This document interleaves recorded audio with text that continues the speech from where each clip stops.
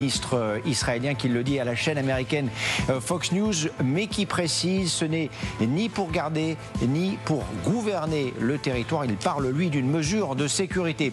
On va aussi revenir ce soir, évidemment, sur l'application des tarifs douaniers de Donald Trump. Premier jour, c'est aujourd'hui. Nous verrons ce qu'il change pour le commerce international et au-delà.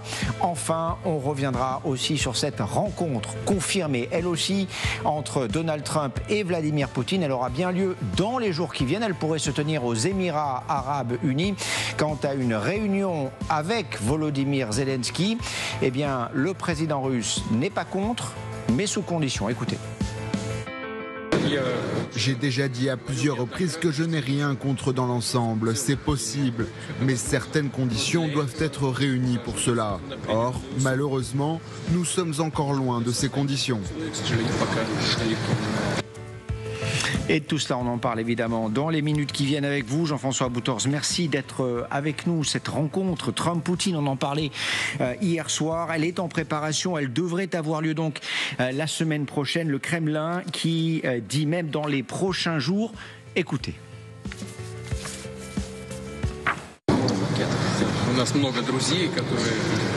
Nous avons de nombreux amis prêts à nous aider à organiser un événement de tel genre. L'un de nos amis est le président des Émirats Arabes Unis. Je pense que nous déciderons du lieu de la rencontre, mais ce serait un des endroits appropriés, tout à fait approprié.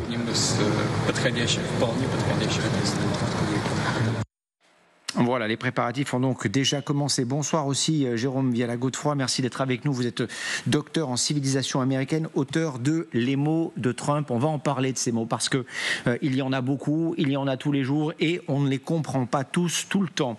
La dernière fois que Vladimir Poutine s'est rendu aux Émirats, il a été accueilli comme cela. Regardez.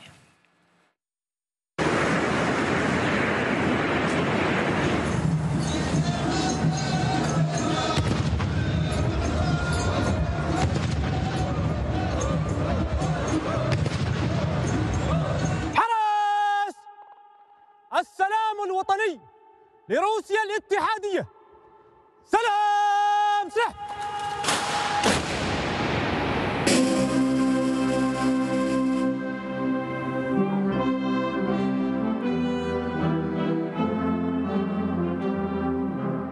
Votre livre, c'est Poutine, la logique de la force, je le rappelle. Et on va parler de cet homme, Vladimir Poutine, qui revient en force, justement, sur la scène internationale. D'abord, les Émirats, pourquoi ?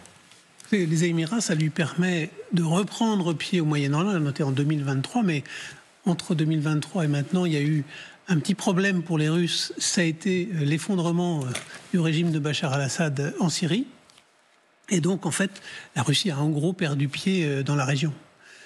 C'était plutôt la victoire, non pas des Occidentaux, mais surtout des Turcs, en l'occurrence, pour une part, et puis aussi des Israéliens. Donc, revenir là, surtout après ce qui s'est passé aussi en Iran, la guerre des 12 jours, comme l'a dénommé Trump, c'est lui qui l'a dénommé, revenir sur le terrain, c'est une chose très importante, c'est montrer à cet endroit-là qu'il parle avec le maître du monde et qu'il est quasiment l'égal du maître du monde. Probablement aussi dans un faste sans pareil et sans risque d'être arrêté ou interpellé. On le rappelle, il fait l'objet d'un mandat d'arrêt international, Vladimir Poutine. Alors, l'autre question qui se pose, et je vais vous la poser à tous les deux, pourquoi pas Moscou ou Washington, la neutralité du terrain, la neutralité où va se dérouler cette rencontre, qu'est-ce qu'elle nous raconte aussi ? Alors, moi, je ne suis pas spécialiste au niveau géopolitique, mais ce que je vois, ce qui est intéressant dans ces images qu'on voit là, c'est justement ce côté faste, et c'est très intéressant parce que Donald Trump, on le sait bien, est très sensible à la manière dont il va être reçu, à tout ce qui va se passer, à tout l'environnement. Donc il y a une sorte d'apparence de neutralité, mais ce qu'on voit en réalité, c'est que c'est quand même Poutine qui fait le récit là en ce moment. D'ailleurs, Donald Trump a accepté de le rencontrer sans qu'il y ait Zelensky. C'est la Russie qui n'en voulait pas. Et pourtant, Trump a accepté. Ce que veut Trump, en fait, ce qu'il faut comprendre, c'est ce que Trump veut, c'est un accord rapide qui soit à son avantage. Donc ça, c'est vraiment le centre. Et qu'il puisse se montrer comme faiseur de paix, et éventuellement toujours avec l'idée du prix Nobel. Hein. Il en a encore parlé il n'y a pas très longtemps, il en parle régulièrement. J'aimerais qu'on revoie le tableau qu'on vous a montré. Nous avons de nombreux amis prêts à nous aider à organiser un événement de tel genre. L'un de nos amis est le président des Émirats Arabes Unis. Ça tranche, cette déclaration, avec ce que disait Sergueï Lavrov le 28 juillet dernier, c'est-à-dire il y a quelques jours seulement, dans une conférence. Il a eu ces mots: la Russie n'a plus d'alliés. C'était au moment où Chinois et Américains discutaient commerce à Stockholm. Ces mots, est-ce qu'il note une certaine fierté du président russe et pour lui un retour sur le devant de la scène internationale? C'est en tout cas ce qu'il souhaite. Il ne vous a pas échappé qu'il n'a participé à aucun des G7-8 depuis qu'il a été condamné. Il est un peu traité comme un paria, même s'il peut toujours aller se rendre en Mongolie et dans quelques autres pays limitrophes, si j'ose dire, au Kazakhstan, etc. Même s'il s'entend bien, évidemment, avec Xi Jinping. Mais ce qu'il veut, c'est une reconnaissance mondiale. Qu'est-ce qu'elle lui apporte, cette rencontre? C'est ça, c'est cette reconnaissance mondiale. Elle va lui servir à quoi, finalement? De plus que ce qu'il a déjà? Mais surtout, là, pour l'instant, il faut ramener ça aux enjeux du conflit ukrainien. C'est-à-dire qu'elle lui permet de gagner du temps pour continuer à accomplir ce qu'il veut sur le terrain.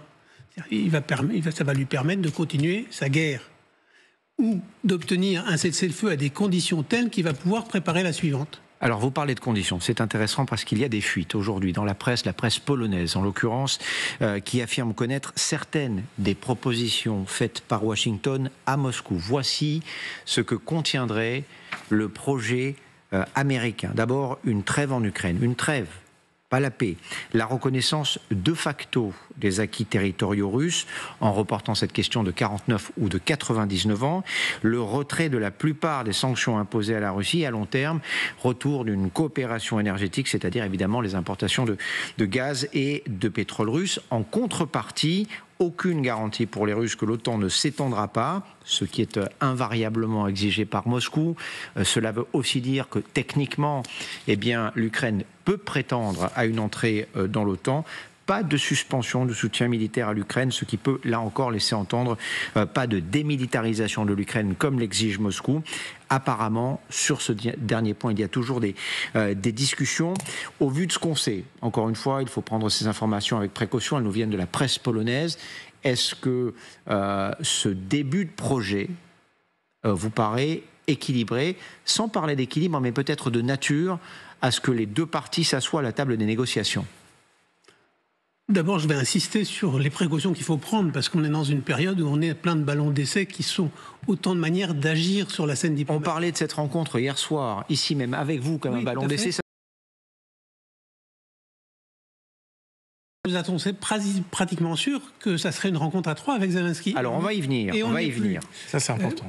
Alors, cela dit, maintenant, prenons les conditions. Il y a des choses qui vont être extrêmement problématiques, parce que la reconnaissance des territoires occupés, les acquis territoriaux, c'est quasiment impossible pour les Ukrainiens, même si c'est pour dire on en rediscutera dans 50 ou dans 100 ans. Ça n'est pas possible. La levée des sanctions, ça va poser un problème aux Européens. Et puis, il y a une chose qui est très parlante, c'est le retour à la coopération énergétique, parce que ça, si c'est effectivement dans le plan, ça dit quel est ce que veut obtenir la Poutine pour l'instant. Le problème pour la Russie aujourd'hui, c'est qu'elle est étranglée sur le plan pétrolier, parce que le prix auquel elle vend son pétrole aujourd'hui et son gaz, les frappes environ $60 le baril. Oui, c'est ça. Fait que elle a perdu des revenus énergétiques de manière considérable. J'ai les chiffres là sous les yeux.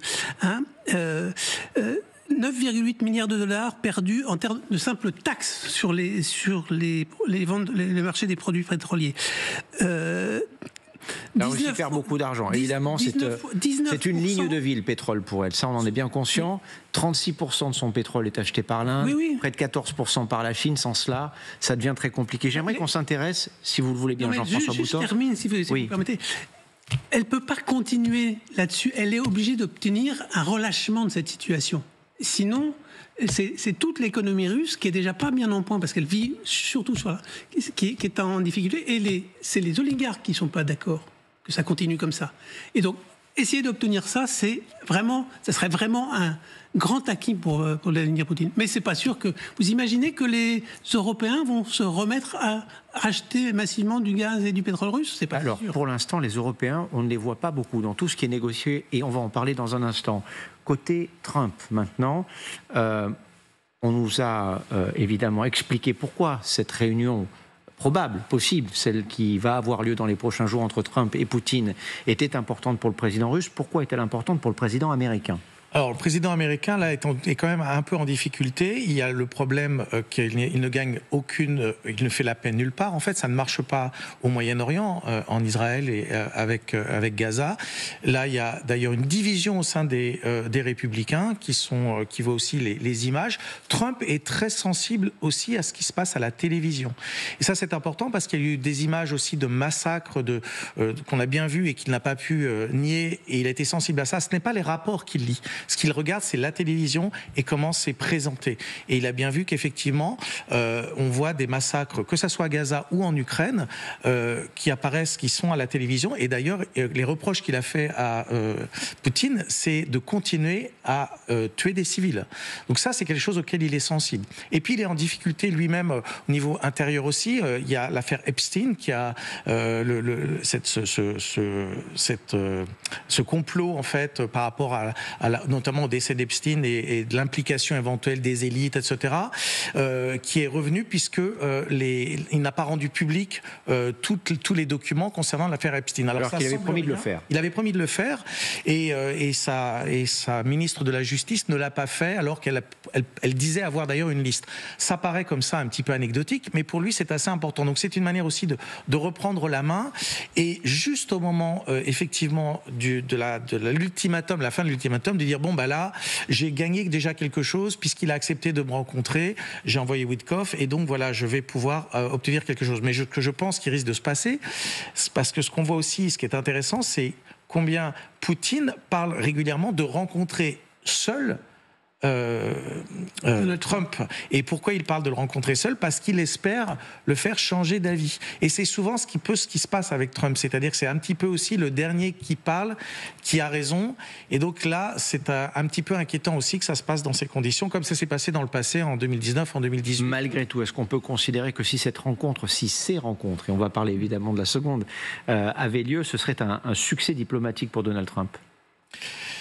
De toute façon, il le mettra en succès, c'est-à-dire que ce qui va compter, c'est le récit qu'il va en faire. Et le récit, ça va être forcément un récit de succès d'une manière ou d'une autre. Quoi qu'il obtienne, c'est ce qu'il va faire. Je rappelle quand même que même les chiffres économiques, par exemple, n'ont plus de prise, puisque quand ça va pas, on change les personnes qui travaillent sur les statistiques, par exemple. Donc, ce n'est pas le réel qui compte, c'est ce qu'il va en faire et comment il va présenter ça, notamment à sa base et aux Républicains, qui sont d'ailleurs en partie divisés sur cette question. Les élus, mais aussi certains électeurs, où il y a une division sur la question russe. Alors, cette rencontre, elle est capitale. Normalement, de ce que l'on nous dit, elle devrait avoir lieu dans les jours qui viennent. Peut-être, vous l'avez entendu, aux Émirats Arabes Unis. En tout cas, c'est ce que considère Vladimir Poutine.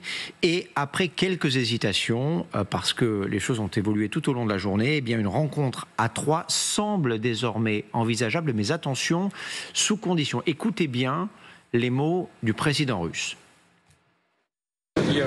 J'ai déjà dit à plusieurs reprises que je n'ai rien contre dans l'ensemble. C'est possible, mais certaines conditions doivent être réunies pour cela. Or, malheureusement, nous sommes encore loin de ces conditions. Oui, mais non. Daniet, comme on dit en russe. Alors, quelles sont ces conditions ?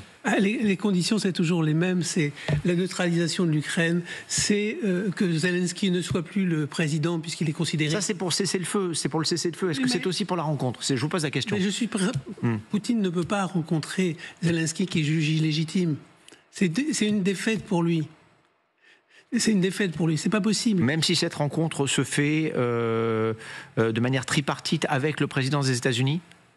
J'ai les plus grands doutes.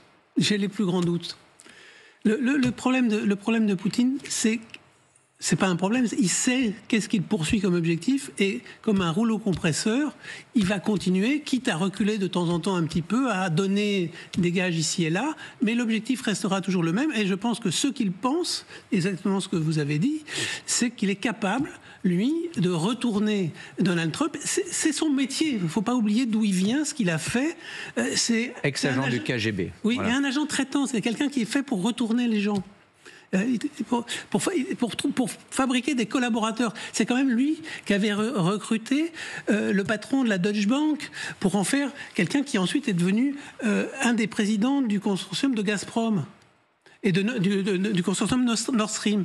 Donc c'est son métier, il sait faire ça par cœur. Et ça ne peut pas marcher évidemment avec Volodymyr Zelensky dans les relations que les deux hommes ont aujourd'hui. Ce que dit Donald Trump, ou plutôt ce que rapporte le New York Post, qui est un journal qui soutient généralement le président des États-Unis, et l'agence AP, Associated Press, c'est une agence de presse, c'est que, selon eux, Donald Trump n'accepterait une rencontre avec Vladimir Poutine que si il obtient la garantie d'une rencontre à trois avec Poutine et Zelensky. Est-ce que ça peut être un levier ? En tout cas, je pense que c'est un des moyens de sortie de Trump d'une situation dans laquelle il s'est mis avec son ultimatum qu'il ne pouvait pas, accomplir jusqu'au bout. Une fois qu'il avait dit à Poutine qu'il fallait qu'il cède, il n'avait pas les moyens de le faire céder. Donc maintenant, il a à travers ça un moyen de dire c'est pas moi, c'est lui qui renonce. Et ça lui permet de sortir plus la tête haute, parce que c'est quand même assez humiliant d'accepter, alors que son envoyé a demandé à ce qu'il y ait une rencontre à trois, d'accepter ce que finalement les conditions imposées par Poutine. Alors ce qui est aussi intéressant, c'est que ce qu'il faut voir dans la psychologie de Donald Trump, dans ses mots, c'est que même quand il critique Vladimir Poutine, c'est souvent sur le mode de déception, un petit peu d'une relation qu'il pensait être en sa faveur, un peu comme presque une relation amoureuse. Il a toujours une sorte de fascination pour lui, c'est ce que vous dites. Exactement, il a toujours une fascination pour lui, et donc il en parle toujours en disant je ne comprends pas pourquoi il fait ça, c'est vrai qu'on pense que la manière dont il en parle, émotionnellement, on sent une vraie déception. Je pense qu'il croit vraiment qu'il est apprécié par Poutine, et c'est ce que Poutine va essayer de faire, c'est de lui montrer qu'il l'apprécie, que finalement c'est un malentendu, et que s'il arrive bien à lui expliquer, il pourra gagner Donald Trump à sa cause. Il faut voir que Witkoff, qui est l'envoyé spécial, a quand même largement repris le récit de Poutine sur la guerre en Ukraine. Donc c'est quand même impressionnant de voir ça. Alors c'est intéressant, Jean-François Boutours, d'entendre cela, parce que est-ce à dire que cette rencontre donc, que souhaite Donald Trump entre Poutine et Zelensky, en sa présence, peut se transformer en piège pour Zelensky ? J'aimerais pas être Zelensky dans la salle s'ils sont tous les trois. Rappelez-vous ce qui s'est passé au Bureau Ovale, et vous aurez Poutine dans le rôle de J.D. Evans. Vous voyez ce que ça peut donner. Cela dit, cette fameuse rencontre du Bureau Ovale qui s'est si mal passée, c'est aussi le point de départ du retournement de la situation pour Zelensky, parce que justement, il a tenu, malgré l'humiliation, la sortie du Bureau Ovale, il allait donner une interview à Fox News où il expliquait son point de vue. Il ne faut pas oublier ça quand même. Et donc en fait, Trump a découvert dans ce Bureau Ovale qu'il ne pouvait pas obtenir des acteurs ce qu'il ne voulait pas, ce que ceux-là ne voulaient pas. Et il est, en fait, face à Poutine et à Zelensky, face à deux personnes très très différentes, mais qui, ni l'un ni l'autre, ne sont disposés à céder sans obtenir de vraies garanties.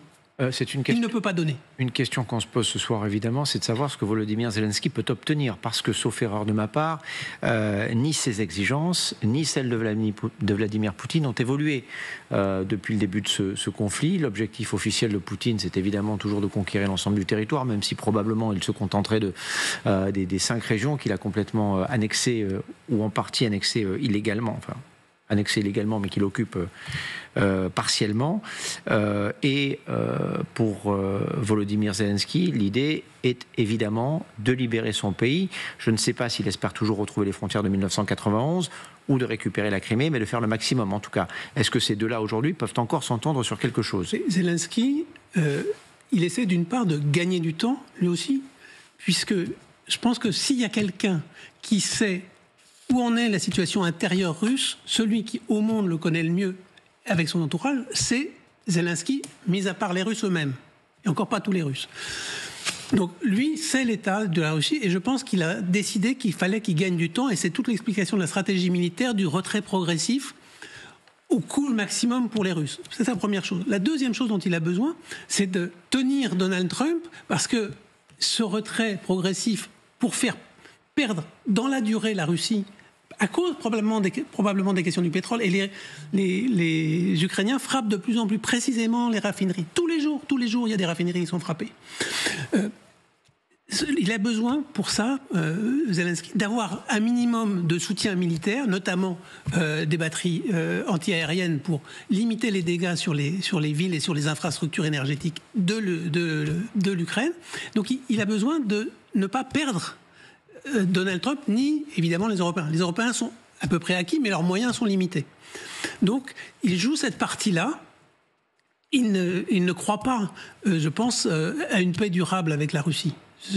J'ai beaucoup de doutes là-dessus, mais ça, il ne le dira jamais. En tout cas, Volodymyr Zelensky a demandé à ce que les Européens participent à ces négociations.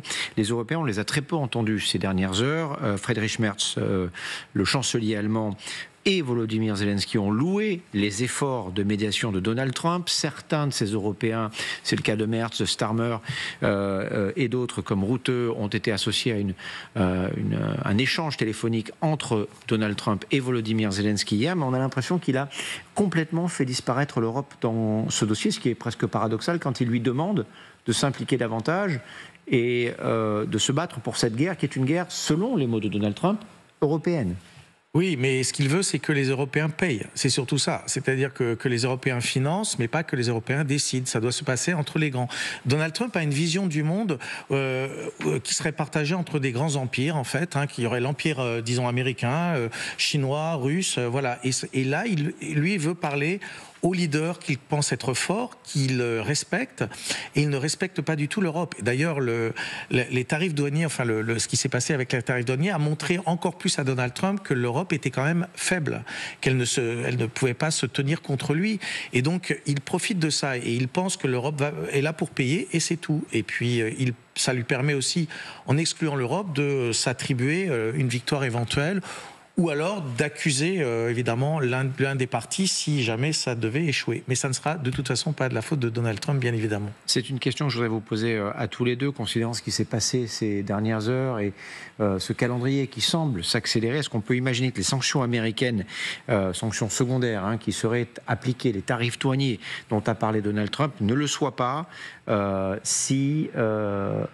que ce doit être le cas demain, normalement, si rencontre il y avait entre Donald Trump et Vladimir Poutine?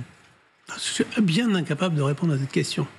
Très sincèrement, je suis bien incapable de répondre à cette question. Parce que on verra ce qui se passe. Je pense que personne ne sait ce que Trump veut. Rappelez-vous la situation qui a précédé le bombardement de l'usine d'enrichissement iranienne. Oui. Enfin, 2 jours avant, personne n'était capable de dire ce que Trump allait vraiment faire. Il avait dit tout et son contraire. Donc pour l'instant, on ne sait pas s'il maintiendra ces sanctions. Je voudrais juste rajouter une chose par rapport à ce que je disais tout à l'heure, par rapport à Zelensky. Il y a 2 faiblesses dans la position de Zelensky. C'est que la Chine peut permettre à la Russie de durer très longtemps, et que par ailleurs, il n'est pas sûr qu'il arrive à persuader Trump de la mauvaise volonté de Poutine et d'emmener Trump jusqu'à des actes décisifs. On n'aura probablement pas l'équivalent avec la Russie de ce qui s'est passé avec l'Iran. Or, s'il n'y a pas ça, Poutine est relativement tranquille. Et c'est difficilement imaginable. Que les bombardiers américains aillent frapper des sites nucléaires, quels que soient ces sites en Russie. Au-delà du dossier ukrainien, j'aimerais votre réaction à tous les deux aujourd'hui à un changement de monde que nous sommes en train de vivre. C'est le nouveau monde, selon Trump, qui existe depuis hier soir minuit. Les surtaxes douanières décidées par le président des États-Unis s'imposent à l'ensemble de la planète. Alors peut-être pas tous, 90 pays, un peu plus. Enfin, ce n'est quand même pas rien. Qu'est-ce que ça change, ça? D'abord, on peut dire que Trump instaure une prédation impériale. Il soumet tout le monde. C'est presque, il invente la dimitude, d'une certaine manière, pour reprendre la situation de l'Empire ottoman. Il fait payer ses vassaux. C'est pas plus C'est pas autre chose que ça. Regardez cette réaction sur ces... Et deuxième chose, pour aller un peu plus profondément, Trump est face à des déficits budgétaires, de balance commerciale, sur l'étranger, le coût de ses dettes, enfin des dettes américaines. C'est vrai que c'est exactement la vision qu'il a. La vision qu'il a, c'est les étrangers vont payer. Il a une vision très très simple et la plupart des économistes reconnaissent que ça ne fonctionnera sans doute pas, puisque à un moment donné, les entreprises ne peuvent pas, les entreprises importatrices aux États-Unis, donc européennes ou autres, ne pourront pas prendre tous les coûts, et en même temps ce sera le consommateur américain à un moment donné qui va devoir aussi payer. Donc c'est une fausse, évidemment c'est une fausse image en fait, mais lui il est persuadé que c'est comme ça que ça va fonctionner, et il parle toujours des tarifs douaniers en termes de les pays vont payer. Il passe, et c'est un petit peu une méthode de mafieux, hein, c'est un peu l'idée. Il ne faut pas oublier d'ailleurs qu'il était dans l'immobilier à New York, il connaît très bien ça, et c'est la même chose avec l'OTAN. Il dit il faut payer, si vous voulez être protégé, il faut être payé. C'est toujours une forme d'extorsion qu'il fait, et il voit ça comme les coffres qui se remplissent. Et c'est vrai, les coffres se remplissent des tarifs douaniers déjà depuis ceux du gouvernement, peut-être pas les poches des Américains. Exactement, c'est une dernière question peut-être un peu plus philosophique. Est-ce qu'il y a encore un ami, un allié américain, ou est-ce qu'aujourd'hui il faut oublier les États-Unis? Je pense que dans les circonstances actuelles, il n'y a plus d'alliés américains. Ça ne veut pas dire qu'il faut oublier les États-Unis, au contraire, on ne peut pas les oublier, mais il faut voir, on ne peut pas les traiter comme un partenaire fiable. Mais leur puissance fait qu'on est obligé de tenir compte évidemment des États-Unis.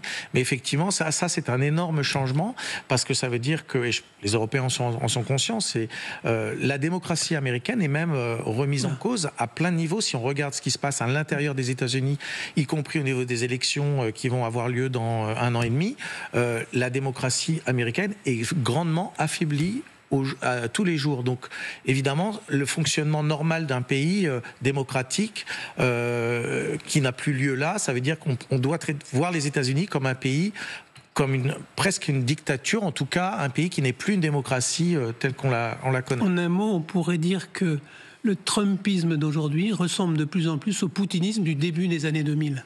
Et ce sera les mots de la fin. Merci beaucoup à tous les deux d'être venus sur ce plateau nous expliquer cela.